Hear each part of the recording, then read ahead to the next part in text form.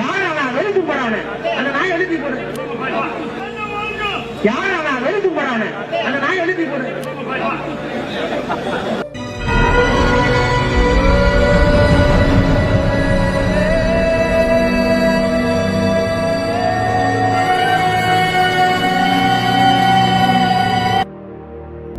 இந்த மாதிரி தற்குறிகள்லாம் வந்து மாநாட்டில் கலந்துக்கிட்டா, நான் விஜய் சாரை சொல்லல, அவங்க ரசிகர்களை சொல்றேன். ரசிகர்கள் ஆகிய நீங்க அவரை இன்னும் நீங்க தலைவராகவே ஏத்துக்கல. அவரை இன்னும் நீங்க ஒரு கட்சி தலைவராக ஏத்துக்கிட்டீங்கன்னா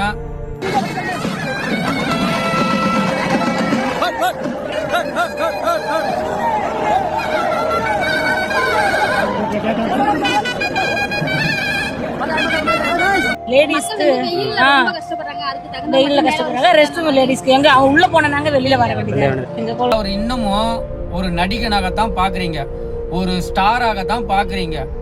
அவரை வந்து பக்கத்துல நின்று போட்டோ எடுக்கணும், அவரை பார்த்தா போதும், அவர் பேசினா பேச்ச கேட்டா போதும். மாநாடு இப்பதான் தொடங்கி இருக்கீங்க, வெளியில வரீங்க எல்லாம் நிக்கவே முடியல. தளபதியை பார்த்தாச்சு, அது போல விஜய் ரேம்ப் வாக் முடிஞ்ச உடனேயே கட்டுக்கணக்காத கூட்டம் வந்து வெளியேறிட்டு இருக்குது.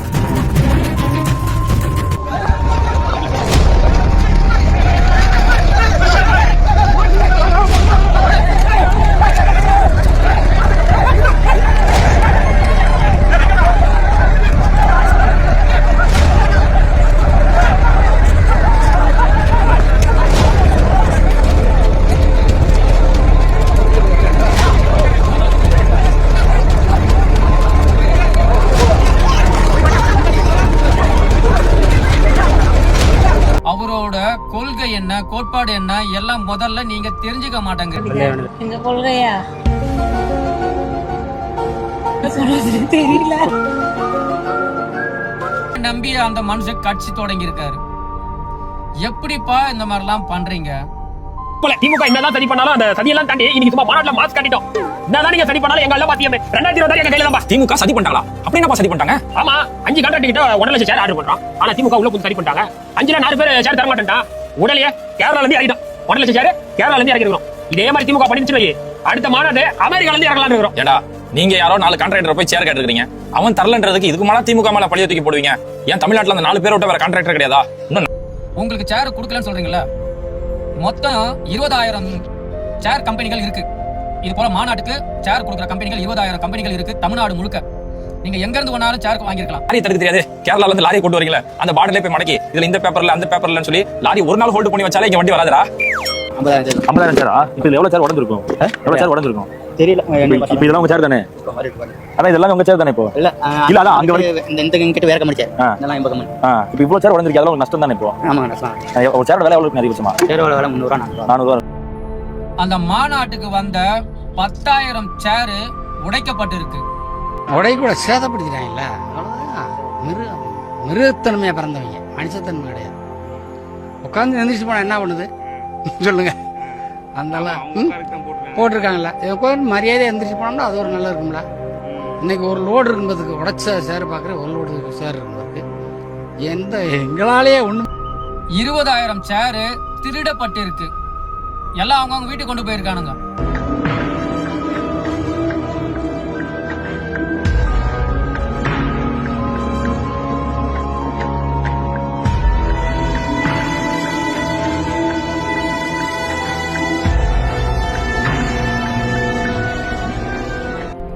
ஒவ்வொரு சேரோட விலை 300 இருந்து 400 வரைக்கும் இருக்கு. விலை எவ்வளவு இருக்குங்க அதிகபட்சமா? சேரோட விலை 300 ரூபா 400 ரூபா இருக்கும். 100 சேர் வந்தா கூட அது எவ்வளவுண்ணே? 400 ரூபா 40,000 ரூபாய் ஆயிடுச்சுண்ணே. இப்ப இது உங்களுக்கு திருப்பி ஏதாவது இது பண்ணுவாங்களா? என்னன்னு தெரியல, ஓனர் எப்படி பேசிக்கிறாங்க. உங்களுக்கு இது ஒரு நாள் கூத்து மாநாடு, அவங்களுக்கு இது பொழப்பு. அவங்க பொழப்பையே மண்ணா ஆக்கிட்டீங்க. இப்படி உங்களை நம்பி அடுத்த மாநாட்டுக்கு சேர் கொடுப்பாங்க, பந்தல் கொடுப்பாங்க. தரையில கீழே உட்கார கொடுத்திருந்த மேட்டை கிழிச்சு வீட்டுக்கு தார்பாயா கொண்டு போயிருக்கிறீங்க.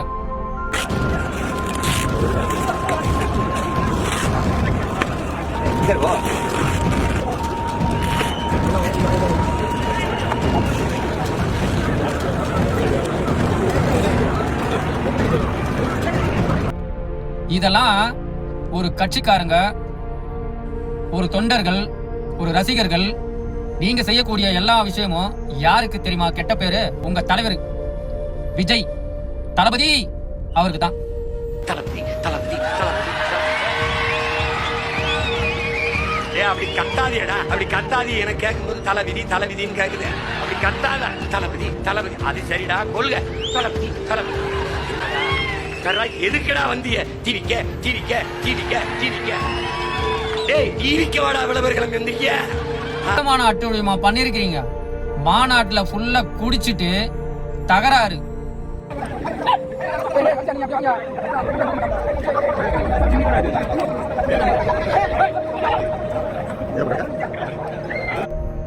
உங்களை நம்பி மாநாட்டு சுத்தி இருக்கிற ஊர் ஜனங்க கை காசை போட்டு சின்ன சின்ன உணவகங்கள், கூழுக்கடை, வெறும் லெமன் ரைஸ், தக்காளி சாதம், இதெல்லாம் உங்களுக்கு எவ்வளவு வைக்கும்? ஒரு லெமன் ரைஸ் எவ்வளவு? 40 ரூபாய், 50 ரூபாய், 60 ரூபாய். ஒரு 100 ரூபாய் கொடுத்து கூட வாங்கி சாப்பிடுங்கப்பா. உங்களுக்காக அவங்க 20 ரூபாய் கொடுத்துல என்ன கெட்டு போயிட போகுது? உங்க தளபதி விஜய் படம் ரிலீஸ் ஆகும் போது 2000 ரூபாய் டிக்கெட் விக்கிறீங்களா? அப்ப போய் கேட்க வேண்டியதான தியேட்டர்ல போயிட்டு. ஒரு பாப்கார்னோட விலை 700 ரூபாய். ஒரு கூல் ட்ரிங்க்ஸ் 60 ரூபாய், 80 ரூபாய். ஒரு காஃபியோட விலை 200 ரூபாய் விக்கிறானா? அங்க போய் கேட்க வேண்டியதானே? இல்லாத பட்டதுங்க உங்களை நம்பி வீட்டுல உள்ள நகைகள்லாம் வச்சு எவ்வளவு பேரு கஷ்டப்பட்டு வந்து அங்க கடை போட்டுருப்பாங்க. ஃபுல்லா குடிச்சிட்டு வந்து ஒரே தகராறு பண்ணியிருக்கிறீங்க. உங்களை நம்பி அந்த மனுஷன் கட்சியை தொடங்கினாரு. கூட்டம் வந்தது.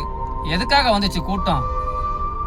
எல்லாம் வந்து மாநாட்டுல அவரு சொற்பொழிவு ஆட்டுறாரு, அதை கேட்டு அமைதியா நின்னா பாக்கிறதுக்காக வந்தீங்க.